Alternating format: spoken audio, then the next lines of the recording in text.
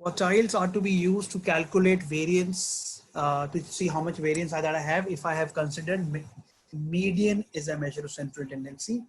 Uh, what is quartiles? Quartiles is when we divide the data into 4 different parts, maybe 4 different regions, 4 different units, just to calculate that how the data is being segregated into different quarters. Okay, these are called quartiles. So we have Q1, Q2, Q3, and Q4 sort of thing, where Q1 is the first layer, first 25% of the data. Q2 is the second layer of the data, and Q2 is also median because that is the middle of the data. Q3 is the 75% of the data, and Q4 is the remaining sort of the data. So that's how we'll be able to calculate quartiles. Okay. So if I want to calculate quartile, how do I do that? So let's say I prepare a data here from 10 to 50 here. I'm just making some extreme values here. I'm taking data for, let's say, 16 data points here. Okay.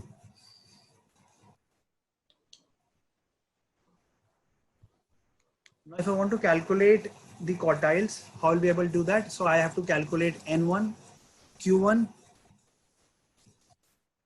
Q2, Q3, and Q4, which means earlier we were looking at average. Earlier we were looking at median, wherein we were just looking at the average. Now we are looking at the variance part, wherein we have divided the data into 4 different parts, which would help us to identify that which of these particular quartiles where we need to focus on, where we have the major contribution or where we have the major problem. So to calculate that, it's very simple. First of all, let me tell you the formula. So it is, you have the quartile formula here. Okay. So you use a data set here, you comma and use 1. So you'll be able to calculate Q1. So in this data set, 20.75. So if somebody wants to ask you what is the first 25% of the population, that's 20.75. If I want to calculate Q2 here, so I'll use the same formula, quartile, and then I will bracket 2 here because I'm calculating the second quartile of this data, which is 25.5. Okay. If I want to calculate quartile 3, I'll just copy here. I'm just changing it to 3 here. It's 37. Quartile 4. Simarpreet, you'll also have to change the range of the data. It's shifting down with the formulas. So if you go to Q3, to quartile 3, the formula is taking it from row 2.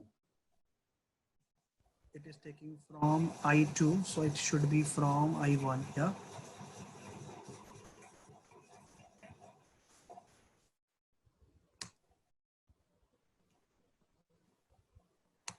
Okay. So this is my Q1, this is my Q2, this is my Q. So this is my 25%. This is my 50%. This is my 75%. This is my 100%. Okay. This gives me an indication that where majority of the data lies. So if I want to say it, that what is the minimum value here? If I want to sort it here. Okay. So between 13 to 20.75, I have 25. Okay. Of my data. So this gives me an opportunity to identify that which of the buckets has, so let's say these are the number of defects kind of an issue. This will give me a positional value to look at which of the quartiles require focus, and therefore I can work on it. So similarly for quartile 2, I have 25.5. Okay. So uh, after 20.75, I have the value as 22.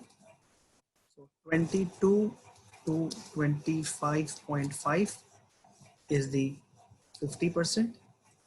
Okay. And after 25.5, I have 28. 28 to 36.5 is 75%. And after 36, I have 38 is the remaining 25. So 100. So this is how my data is 46. being. It's 46. 38 to 46. 40. 46. Yeah. So this is the role of quartiles, which would help me to identify that what is my Q1, what is my Q2, what is my Q3, what is my Q4. So the formula or the method to do is, first of all, calculate your minimum and maximum, and in between Q1, Q2, Q3, and Q4. And this would gives you in quartiles, and that's why it is linked with uh, median, because these numbers are not impacted by extreme values. And that's why in order to calculate the measure of dispersion in case of a median, we calculate quartiles. And here you can see, you can calculate Q1, you can calculate Q2. Likewise, in standard deviation, we only had one thing to calculate standard deviation for the data. But in median, you can show or interpret the data in 4 different ways. You can calculate Q1, you want to show the 25% coverage, you want to show the 50% coverage, 75%, or the remaining. So that's how I would be able to articulate how my data lies in between. So that's what is quartile. And there is a formula also which we want to do it. It is n plus 1 minus 4, because when we calculate median, we do n plus 1 minus 2. Q2 is equal to median, that's why we use 2n plus 1, and Q3 we do 3n plus 1 divided by 4. So that's how this is a formula. But majority of the times when we have big data set, we always focus on the calculating it using Excel. Any question? Any question on quartile? Yeah. So, see, when we look at the formula, I mean, okay, even if they are not they are not affected by any extreme values, but they are still dependent on the number of values. But when you took if you go back to the Excel, in third and fourth, we have taken in Q3 and Q4 formulas, you have put in, like in extra data point. So the value of n has changed for Q3 and Q4, Mm-hmm. but it still has not affected the actual value of Q3 and Q4. It If is you go not. to, let's say, M3, Mm-hmm. if you highlight M3, sorry, not N, M. Yeah, so you can see here you have taken the quartile for I1 through I17, whereas for Q1 and Q2 you have taken from I1 to I16. So Mm-hmm. even though you have added an N, it has still not changed the value for the quartile. Which value have not changed? So if you go up, you'll see that you've taken the range I1 through I16 for M1 and M2. No, Absolutely. yeah. So here it's I1 through I16, and in Q3 it's I1 through I17, and for Q4 you've taken I1 through I18. But it has not changed I mean, it has not affected the Q3 and Q4. Just a second. I think the formula didn't work here. Just a second.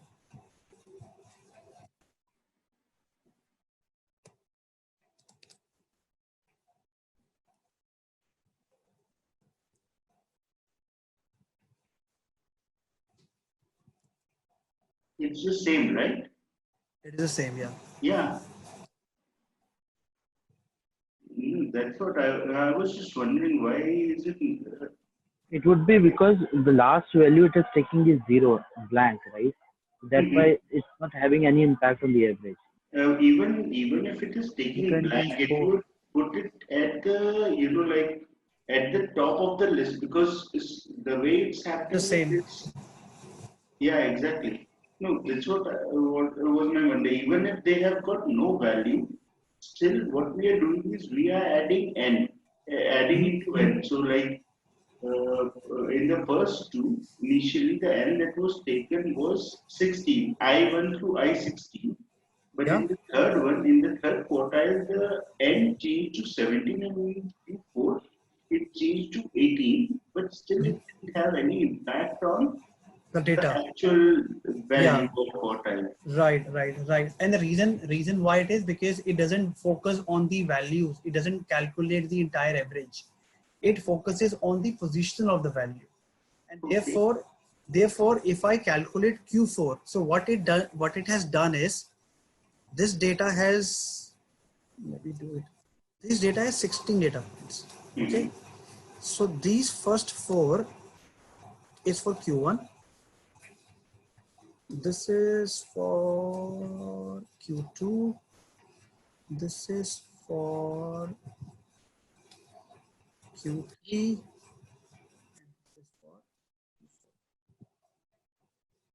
maybe one, Uh, 8, 9, 10, 11, 12. Yeah, That is this is for, okay. okay, so can you change the value for M1 from I1 to I17? Which value you want me to change? For quartile 1, can you try changing the range for that? The value for quartile 1, yeah. Instead of I1 through I16, can you make it I1 through I18 or something? I18. Yeah. There is nothing in there in I18. Yeah, but I just wanted to see Okay. if changing n makes any change there. So earlier it didn't change It didn't because change. Okay. because there is no value there. If you put some value here, Mhm. then it will change. Then it will change Okay. everything. Then it will change Q1, Q2, Q3, Q4. Because the quartiles on the likes of median, Mhm. it is not impacted by the extreme values. And Okay. if there are extreme values in it, Mhm. then in that case, if I calculate the median here, if I calculate the quartile here, it will not give me a correct picture. So if you want to try that, let's do that. Let's do that. Let me put 100 here. Let me put 105 here. Okay. So I've just entered the extreme values here. I should rather do a standard deviation here, but I'm doing a quartile here. Let's do it quickly, not take much time, and that will clear your doubt. And that's a good question that you asked. So, so it is Q, I want to, how much, what is the range? 18, I 18. 80. So I'm just using this row so that we can do the comparison. Okay. Not doing it on the same thing. So very simple. So I just select the entire range and I divide it by 1. Okay. You just change the values here. I 1,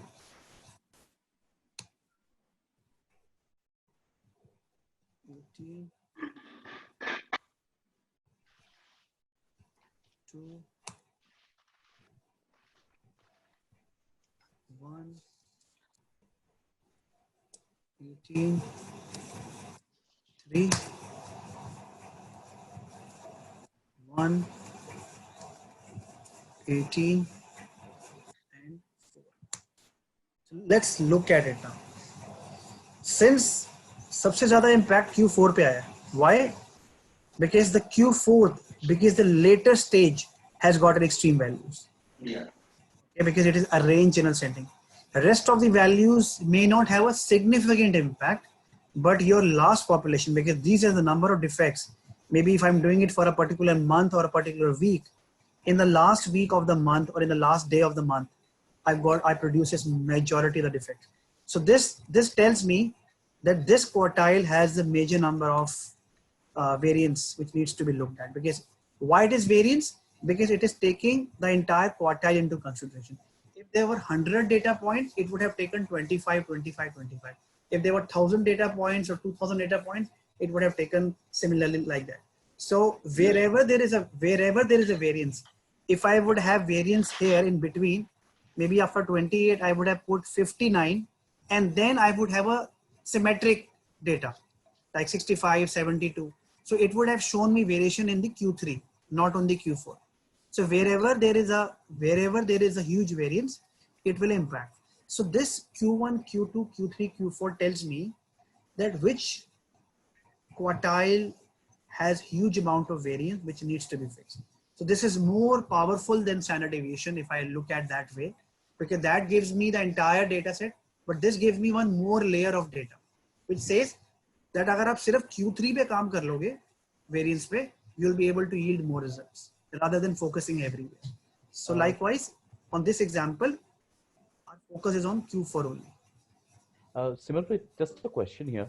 While we are looking at just 16 or 17 data points here, when we have a huge data set and we calculate the quartiles, Q1, Q2, Q3, Q4, the range that you have calculated, like 13 to 20.75, or the ones, how do we actually determine technically whether we should go for a Q1 or a Q2 or a Q3, which has the max variance there? So we will never be able to do it manually. So I've just taken 220. Let's take 225 data points here. I have taken 225 data points. I don't need to arrange it in ascending or descending order. So this is a data set that I have. Let's say these are the number of defective goods that are being done. So there was a volume that was there, but out of that, these are the number of defects. Now I want to know from this data, given data set, which positioned quartile needs to be more looked at. Okay, is it the first 25% of the data, second 25% of the data, third or fourth? Okay, now I have a humongous data which is for 225 data point, which is I think a respectable sample size.